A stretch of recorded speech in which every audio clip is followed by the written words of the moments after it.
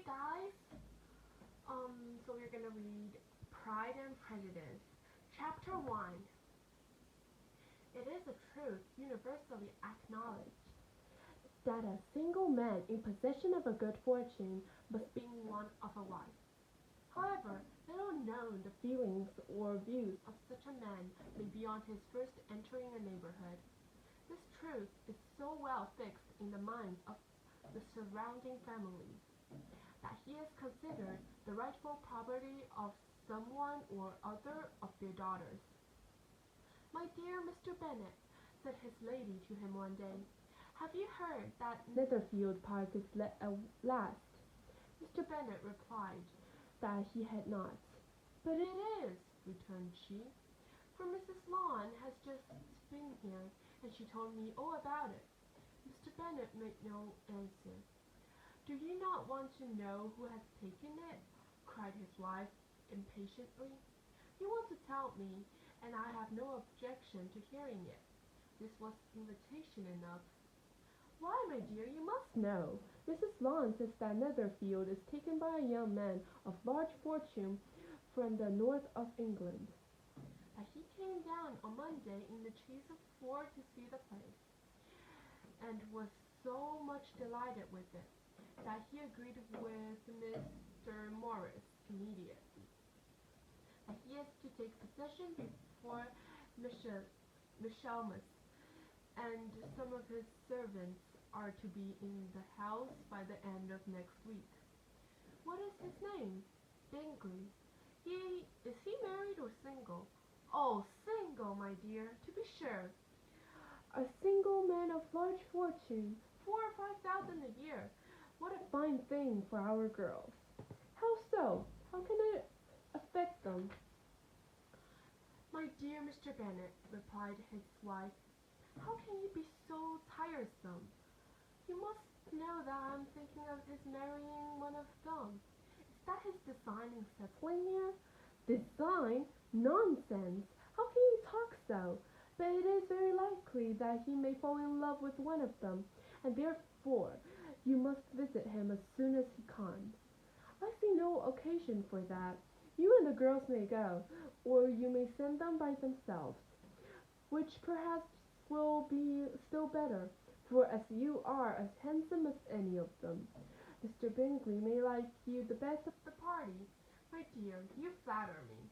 I certainly have made me my share of beauty, but I do not pretend to be anything extraordinary now.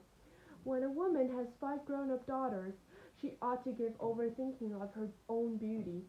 In such cases a woman has not often much beauty to think of. My dear, you must indeed go and see Mr. Bingley when he comes into the neighborhood. It is more than I engage for, I assure you. But consider your daughters. Only think what an establishment it would be for one of them. Sir William and Lady Lucas are determined to go, merely on that account, for in general, you know, they visit no newcomers. Indeed, you must go, for it will be impossible for us to visit him if you do not. You are over scrumptious, surely. I dare say Mr. Bingley will be very glad to see you, and I will send a few lines by you to assure him of my heart consent to his marrying whichever he chooses of the girls, though I must throw in a good word for my little Lizzie. I desire you will do no such thing.